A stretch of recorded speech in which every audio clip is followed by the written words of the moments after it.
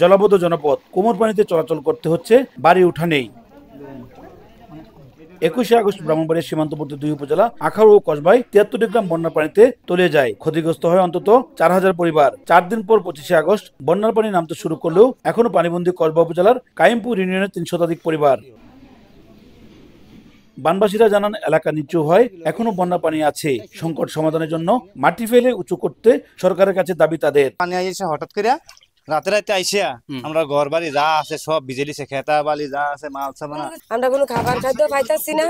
এখন যদি আপনারা আপনারা হেল্প করেন তাহলে আমরা একটু বাঁচতে পারবো। কিছু ঘর আছে একবারে ইট একদম নরম হয়ে গেছে, পাড়া দিলে পাও ডাবে।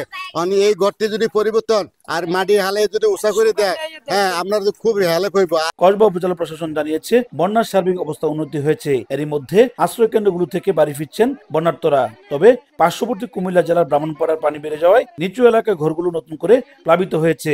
বন্যা আমাদের তো এখন পরিস্থিতি স্বাভাবিক, আশ্রয় কেন্দ্রগুলো আমরা ক্লোজ করেছি, সবাই বাসায় গেছে।